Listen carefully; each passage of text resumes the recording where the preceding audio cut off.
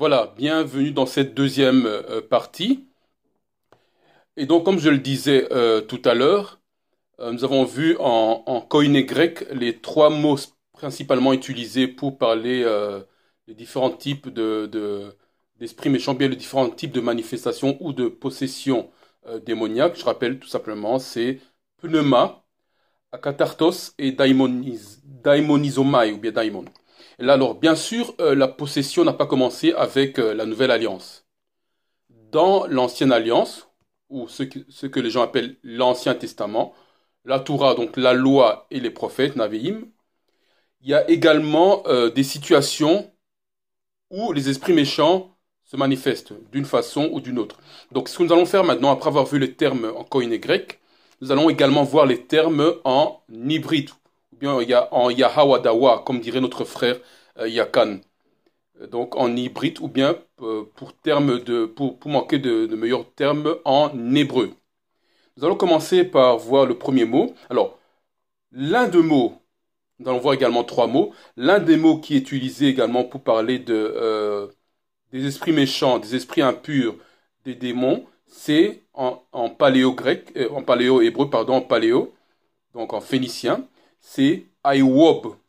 Aiwob, et ce serait en hébreu plus moderne, ce serait Oub. Aiwob et Oub. Nous allons lire cela dans Lévitique 20-27.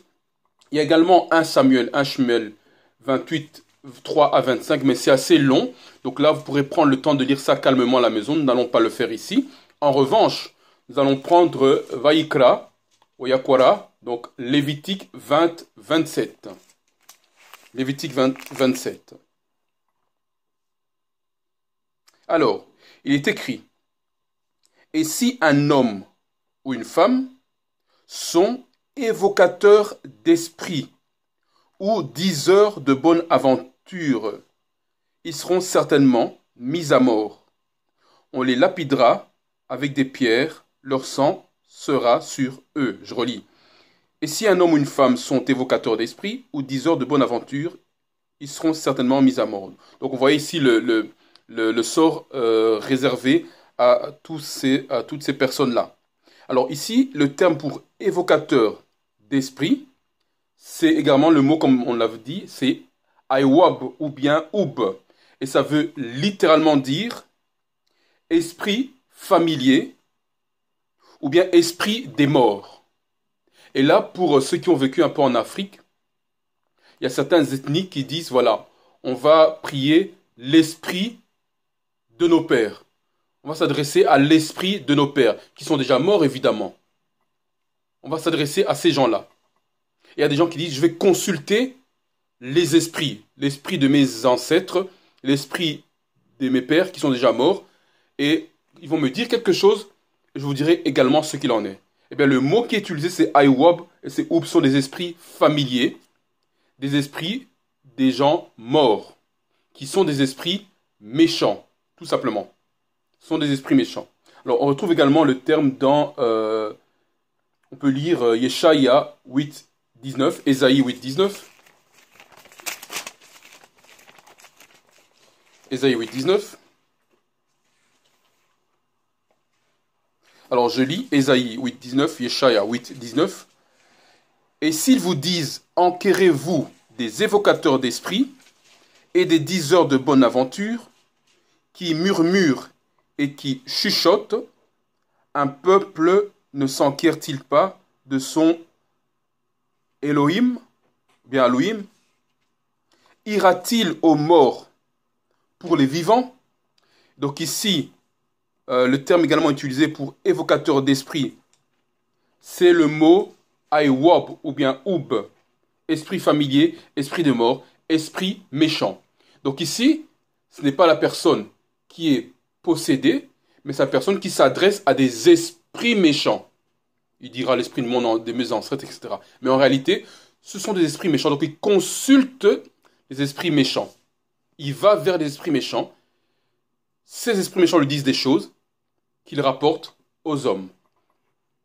Ça peut être comparé à pneuma, que nous avons vu en grec. Donc ça se trouve à l'extérieur de la personne. Ce n'est pas à l'intérieur de la personne. C'est à l'extérieur de la personne. Il invoque une entité céleste, spirituel, qui est à l'extérieur. Aïwab. On peut avoir un autre exemple. Je peux citer également Ésaïe 29, 4. On ne le lira pas. Ésaïe également 19, 3. Vous pourrez lire calmement cela à la maison. Lévitique 19, 31. Ça, on peut lire Lévitique Oyakwara 19, 31.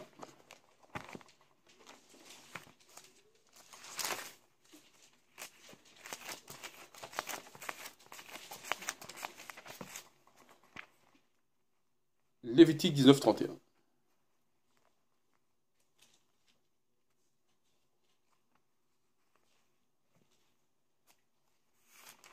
Voilà, je lis.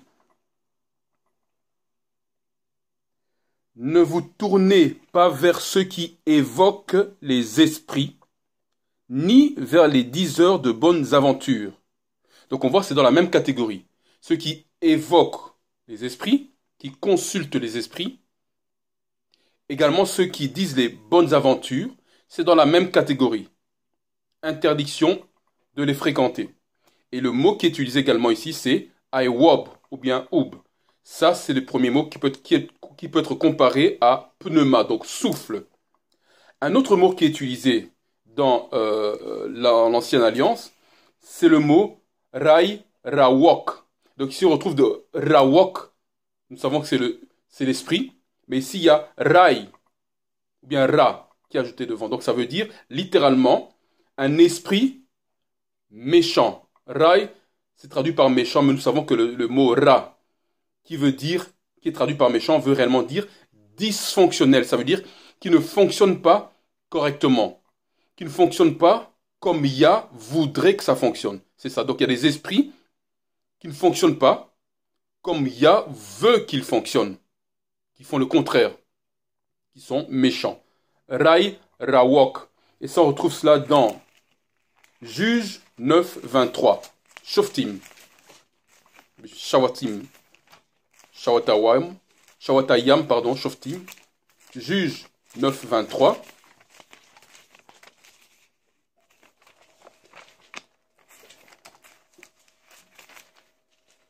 Juge 9, 23. Je lis. Et Elohim, à la Hayam, envoya un mauvais esprit entre Abimelech et les hommes de Sichem.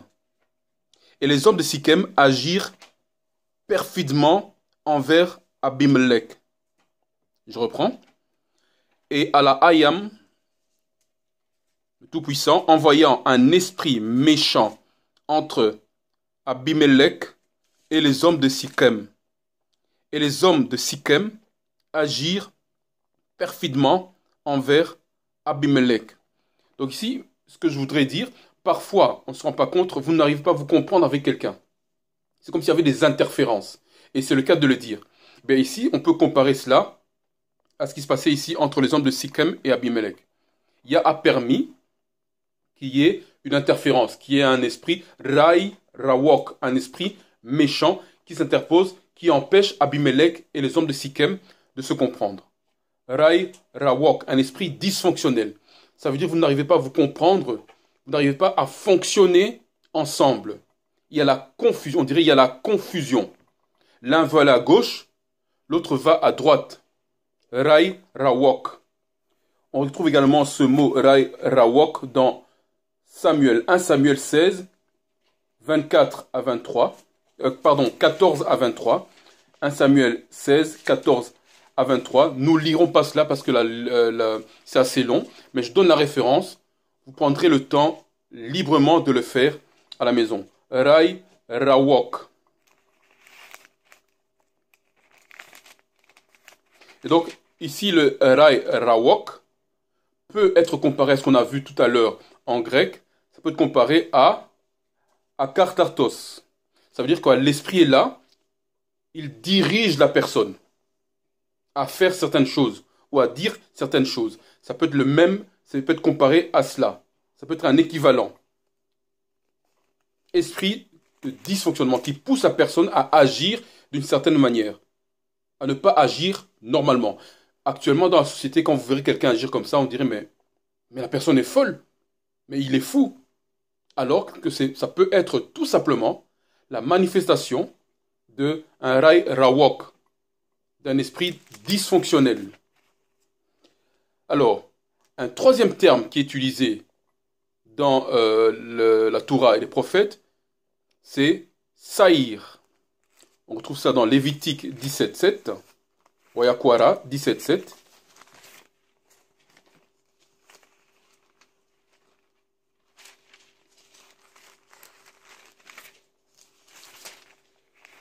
Lévitique 17.7. Je lis. Et ils ne sacrifieront plus leurs sacrifices aux démons, après lesquels ils se prostituent.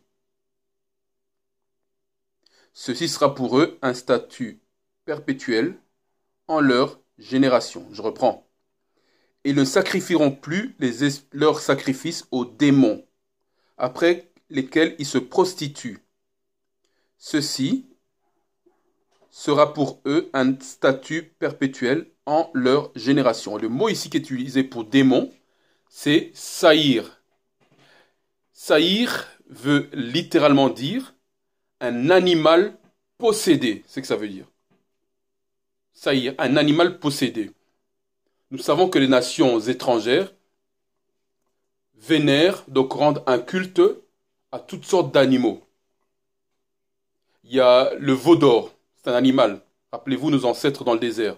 Ils ont voulu faire comme les gens de Mitzrayim, comme les Égyptiens. Ils ont élevé un veau d'or, c'est un animal.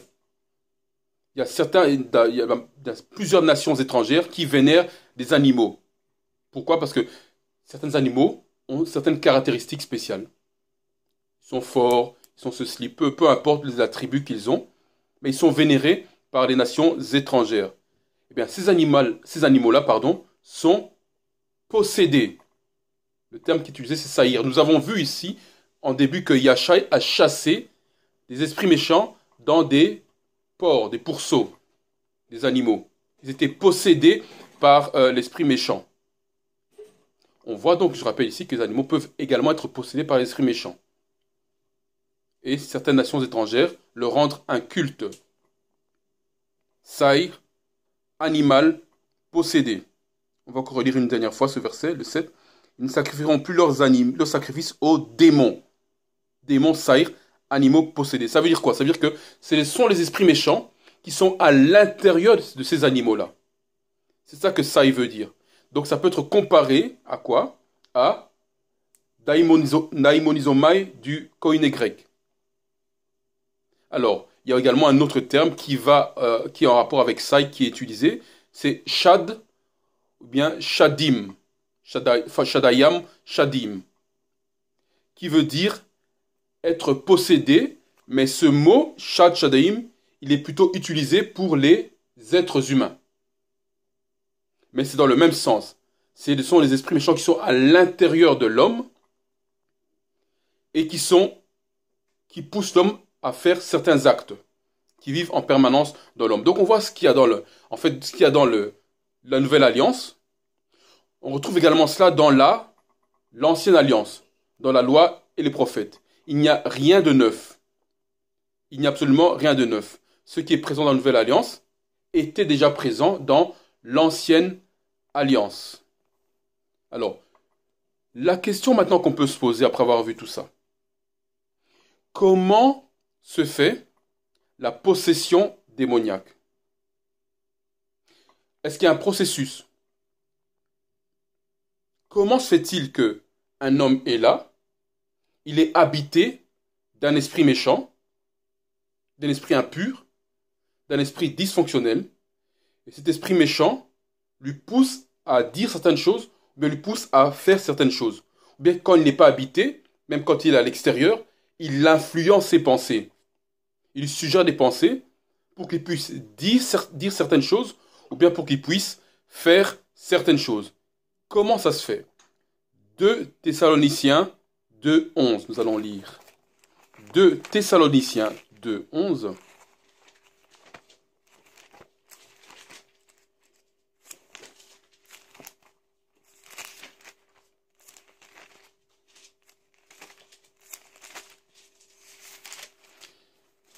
2 Thessaloniciens 2:11.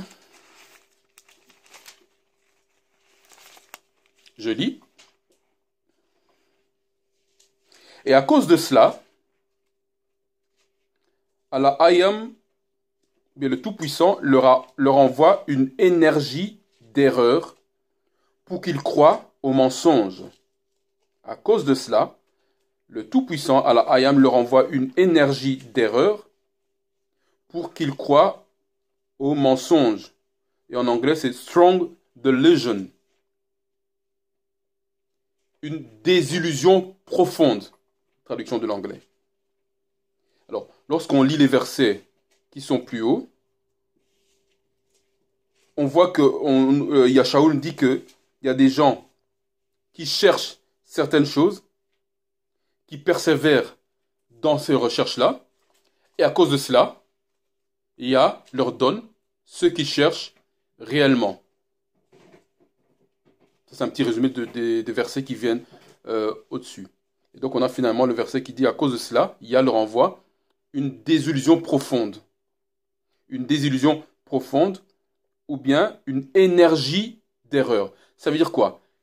Ils recherchent des choses mauvaises avec persistance. Et donc qu'est-ce qu'il fait? Entre guillemets, le livre au mal, afin qu'ils puissent aller davantage dans leurs mauvaises choses. N'oublions pas que la question qu'on se posait, c'était comment peut se faire la possession démoniaque. Eh bien, il y a certaines choses dans lesquelles vous persévérez, vous continuez à les faire davantage. À un moment donné, vous êtes livré à ces choses-là. Et quand vous êtes livré à cette chose-là, l'esprit méchant correspondant à la chose vient vous habiter. C'est cela le processus.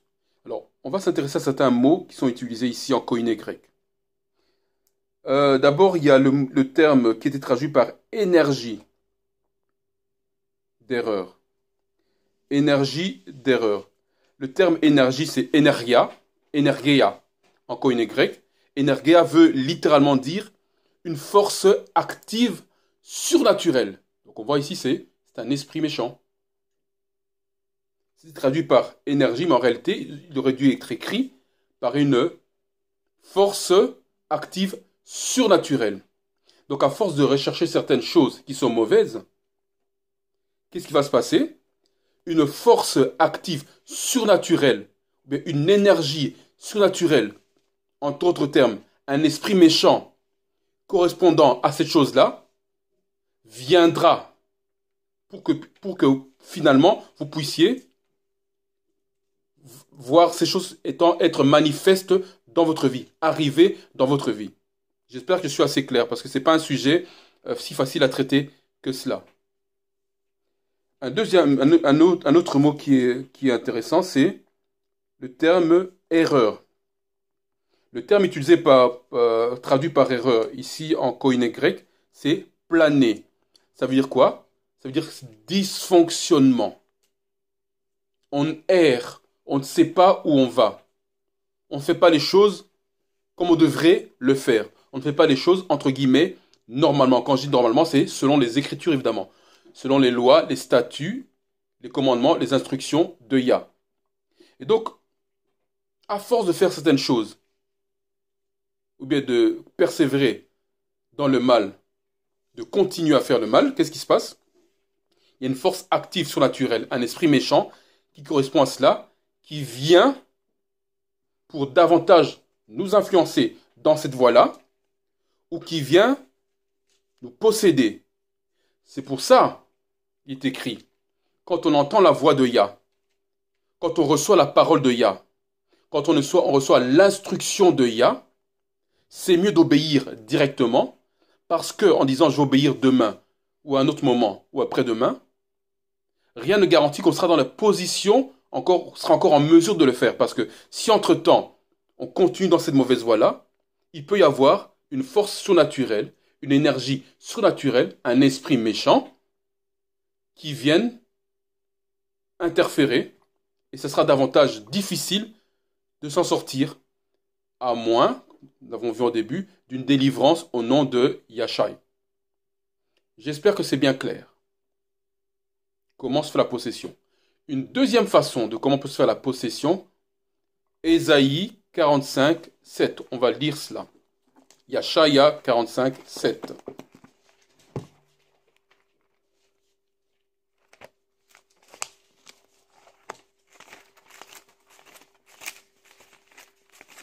Yashaya 45, 7, Ésaïe 45, 7.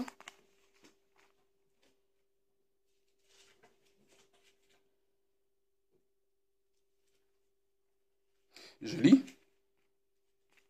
Yeshaya 45, 7. C'est moi qui ai formé la lumière et qui ai créé les ténèbres, qui fait la prospérité et qui crée le malheur. Moi, Yahweh, je fais toutes ces choses. Je relis. Moi qui ai formé la lumière et qui ai créé les ténèbres, qui fait la prospérité et qui crée le malheur. Moi, Yahweh, ou Yah, je fais toutes ces choses. Mais ici, on peut se poser la question, mais c'est bizarre. On dit Yah, il est bon, etc. Mais comment ça il crée le malheur? Comment ça il crée? Dans certaines versions, il écrit, je crée le mal. Comment ça Yah crée le mal? Alors, on va essayer de vandaliser certains termes pour voir si c'est réellement ce qui est indiqué. Mais déjà, le terme qui était traduit par créer, c'est le mot hébreu bara'a ou bien bara. Ça ne veut pas dire créer, ça veut dire remplir. Ça veut dire remplir. Donc au lieu de lire, c'est moi qui ai formé la lumière, qui ai créé les ténèbres, on dit on devrait dire c'est moi qui ai rempli les ténèbres. C'est moi qui ai rempli les ténèbres. Quand on dit que les ténèbres sont là, on ne voit rien. C'est comme si c'était le vide des ténèbres. Et quand il dit j'ai rempli les ténèbres, ça veut dire qu'il a mis des choses dans cette obscurité-là. C'est comme ça que ça doit être compris. Un autre terme qui est utilisé, qui était écrit ici il est écrit, c'est moi qui fais toutes ces choses-là. C'est moi qui fais toutes ces choses-là. Le terme fait, qui était traduit par fait, c'est le mot hébreu yatsar. Yatsar veut tout simplement dire cadrer ou bien autoriser. Donc en réalité, qu'est-ce qu'il y a dit ici? C'est pas lui qui envoie le mal vers les gens. C'est pas lui qui fait ça. Parce que les gens disent, oh, votre Yah, il est méchant. Il envoie le mal. Non. On dit clairement, les Écritures disent que Yah ne peut pas être tenté par le mal. Il ne peut pas dysfonctionner. Ce serait contre sa nature dysfonctionner. Yah, il est fonctionnel. Il n'est pas dysfonctionnel. Il n'y a pas de péché en Yah. Impossible. Ce serait contre sa nature. Et donc, le mal, traduit par mal, c'est simplement le contraire du dysfonctionnement. Or, Yah ne peut pas dysfonctionner. En revanche, Yatsar, ça veut dire autoriser, encadrer, c'est ça, autoriser. Autoriser. Donc, ici, on doit lire plutôt Yah autorise. Il peut autoriser que le mal arrive. Il peut autoriser que le mal arrive. Et ici, le terme utilisé pour mal, on a déjà rencontré tout à l'heure, c'est Ra. Ra ou Rai, qui veut dire le dysfonctionnement. C'est ça que ça veut dire. Donc, avec ces trois mots, Bara'a, Yatsar, Biatazar et Ra'a, ou Rai, le verset se comprend différemment. Ça veut dire, Yah dit, je remplis les ténèbres, mais également, je peux autoriser le dysfonctionnement. Dans le fait d'autoriser le dysfonctionnement dans ces ténèbres-là, c'est les remplir. J'espère que je suis assez clair. Ça veut dire que les esprits méchants, nous savons qu'ils sont là, ils errent, ils cherchent les personnes qu'ils peuvent posséder, les personnes qu'ils peuvent utiliser. Yah nous protège tous les jours, à chaque instant. Il y a des choses qu'il ne permet pas. Rappelons-nous de l'histoire de Yawab, ou bien Job. Yah a permis que les esprits méchants puissent l'atteindre. C'est ça Yatsar, il a autorisé. Et donc, l'une aussi des façons où on peut être pris de possession sous l'influence d'un esprit méchant, c'est que Ya autorise cela. Et pourquoi Ya autorise cela? Là, on repart à 2 Thessaloniciens 2:11, parce que nous avons persévéré dans le mal. Ya nous a repris plusieurs fois. Arrête de faire ça. Qu'est-ce que ma parole dit? Voici mes instructions, ne fais pas ça. Mais on continue quand même à le faire. Donc Ya peut dire, voilà, j'autorise à Shatan, il peut faire ce qu'il veut, parce qu'apparemment tu aimes ça. Je peux plus rien faire pour toi, entre guillemets. J'espère que c'est assez clair. Est-ce que ça c'est clair? Ok, nous continuons. Ça c'était pour comment se fait la possession. Alors, c'est bien beau de parler comment se fait la possession. Mais est-ce qu'il y a des solutions? Nous avons déjà vu en introduction que, au nom de Yashai, nous pouvons chasser les esprits méchants. Yashai l'a dit lui-même. En mon nom, vous chasserez les esprits méchants. Ce qu'il a dit clairement. Dans Marc 6, 16, 17. On a l'autorité, en son nom, de chasser les esprits méchants. Il a fait lui-même de son vivant. Les apôtres l'ont fait également après lui. Et aujourd'hui encore, nous pouvons le faire. Nous pouvons chasser les esprits méchants. 1 Jean 5, 18. Yahuchanan Aleph 5, 18.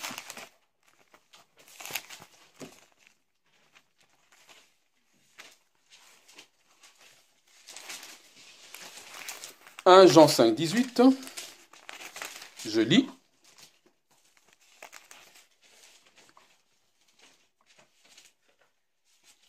Nous savons que quiconque est né de Elohim ne pêche pas, mais celui qui est né de Elohim se conserve lui-même, et le méchant ne le touche pas. Je vais relire ça. Nous savons que quiconque est né de Elohim, du Tout-Puissant, ne pêche pas, mais celui qui est né du Tout-Puissant se conserve lui-même, et le méchant ne le touche pas. Alors, ça veut dire quoi être né du Tout-Puissant? Ça veut tout simplement dire commencer à respecter ça ici. Les instructions de Yah. Les lois, les statuts, le commandement, les instructions de Yah. Commencer à les respecter, à les appliquer dans sa vie journalière, tous les jours, à tout moment, quelles que soient les circonstances, quelles que soient les personnes qui sont devant nous. C'est ça, être né de Yah. Et poursuit en disant, celui qui fait cela, eh bien, en faisant cela, il se conserve lui-même. Il se garde lui-même. Ça veut dire il se met à l'abri des mauvaises choses. C'est ça, se conserver lui-même. Et donc, il ne pêche pas. Pourquoi? Parce que le péché, simplement, c'est transgresser les Écritures. Et si quelqu'un vit par les Écritures, il ne les transgresse pas. Donc, il se conserve, il se met à part. Alors, j'entends déjà des voix dire, oui, mais tu veux dire quoi par là de toute façon, tout le monde pêche, tous sont péchés, ils sont privés de la gloire de Yah, donc c'est impossible de ne pas pécher. Ça veut dire quoi, pécher? Il peut arriver qu'à un moment donné, on n'ait pas respecté la Torah. Mais c'est comme, entre guillemets, un accident. Ça, c'est ne pas pécher.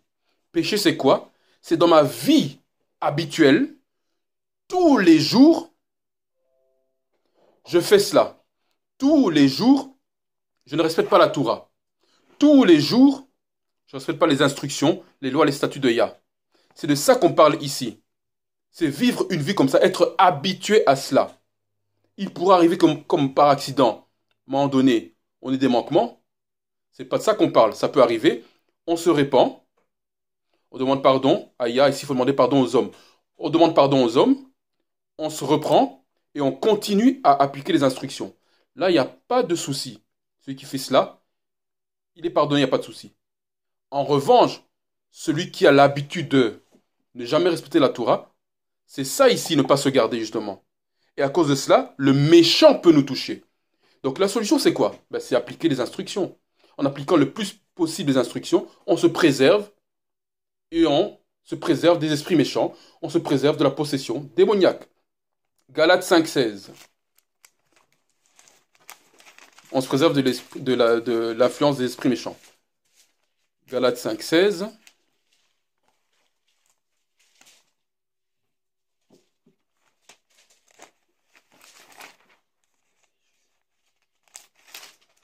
Galates 5, 16, je lis. Mais je dis, marchez par l'esprit, et vous n'accomplirez point la convoitise de la chair. Je reprends. C'est Shaoul qui dit. Mais je dis, marchez par l'esprit, et vous n'accomplirez point la convoitise de la chair. Que veut dire marcher par l'esprit? C'est peut-être un corollaire, ça découle de ce qu'on vient de dire. Respecter les instructions. Mais marcher par l'esprit, c'est les appliquer dans sa vie journalière. Mais ça va plus loin, ça veut dire quoi? C'est toujours avoir dans sa pensée les Écritures. C'est cela marcher par l'esprit. Avoir dans son monde de réflexion les Écritures. Avoir dans son dans son processus décisionnel, avoir les Écritures. C'est cela marcher par l'esprit. En faisant cela, Shaoul nous dit, vous n'accomplirez point les convoitises de la chair. Donc vous ne tendrez pas vers avoir les désirs pour les mauvaises choses. Et donc vous n'allez pas vous endurcir dans les mauvaises choses. Et donc, il n'y aura pas de force surnaturelle, d'énergie surnaturelle qui viendra vous encourager dans ce mal-là. Ça, c'est une deuxième façon de se préserver. Une autre façon, Romains 7, 14. Romains 7, 14.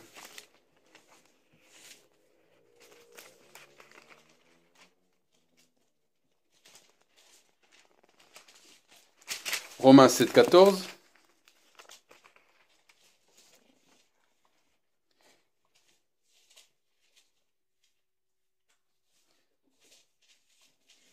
Car nous savons que la loi est spirituelle, mais moi, je suis charnel, vendu au péché. Car nous savons que la loi est spirituelle, mais moi, je suis charnel, vendu au péché. Et ça, Romains 7, 14, c'est plutôt un bon résumé des deux choses que nous avons dit, de 1 Jean 5, 18, de Galates 5, 16.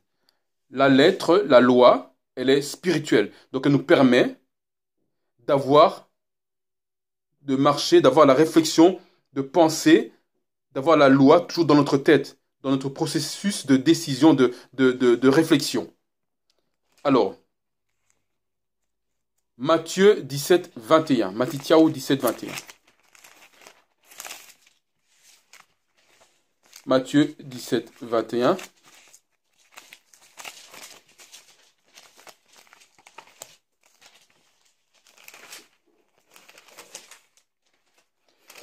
Matthieu 17, 21.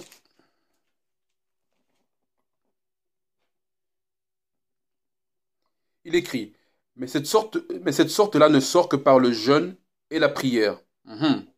Donc il y a des choses, en lisant les Écritures, en ayant la pensée, réfléchir, les pensées selon l'esprit, c'est pas suffisant.